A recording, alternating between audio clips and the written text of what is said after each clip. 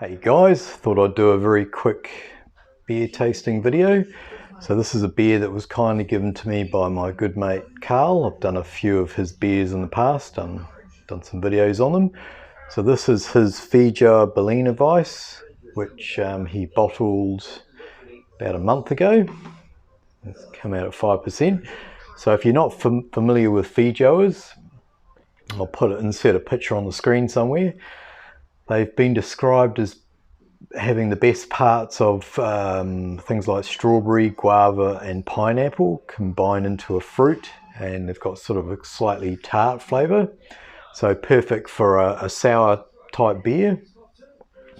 Before we dive in, I'll just quickly run through the ingredients. So Carl does full batches, so it's 3 kilos of pale ale malt, 700 grams of pale wheat, 230 grams of flaked wheat.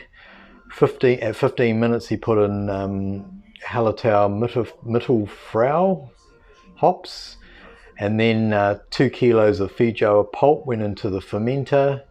Used Philly Sour yeast, the Lallemand Philly Sour, fermented at 23 degrees, came out at 1007. So there it is there. So cheers guys, and thanks Carl for the beer. Well, straight on the nose, or straight away I can smell the fresh, ripe Feijoa. Yeah, it's really coming through really well, which is great. And also that sort of slightly sour tartness is coming through, so it smells really good. So let's dive in.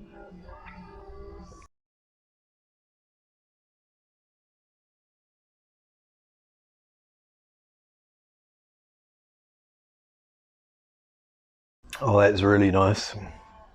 That's really good.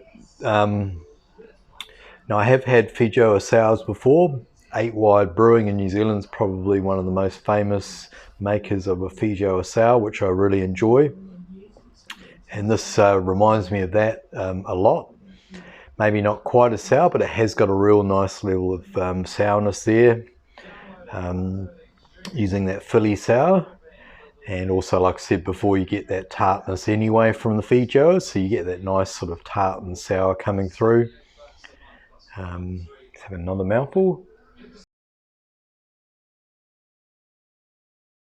Yeah, that Feijoa is coming through, tasting just like how I remember tasting, Feijoas fresh. Yeah, that sort of ripe, sort of fresh flesh taste. If you're familiar with Feijoas, you're getting exactly that in the flavour of the beer, which is really nice.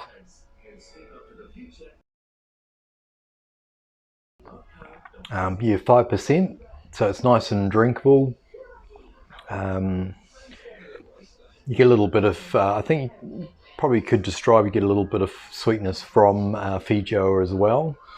So even though it finished at 1007, it doesn't taste like super dry, but it has a nice clean finish to it. That's really good, Carl. I think you've done a fantastic job on that. Now, if you're keen on the beer but you can't get hold of Feijoas, Carl has said you could just change the Feijoa out for any type of fruit, really. Like some, personally I probably would look at doing maybe some berries, some dark berries, raspberry, blackberry, something like that would be really good. But yeah, any sort of fruit that you enjoy would work well. So yeah, that's pretty much it. I'll put the recipe details that Carl gave me in the video description if you want to take a closer look. Apart from that, thanks for watching guys, and thanks again Carl for the beer. It's really, really nice. And we will catch you all in the next video. Over and out. Cheers.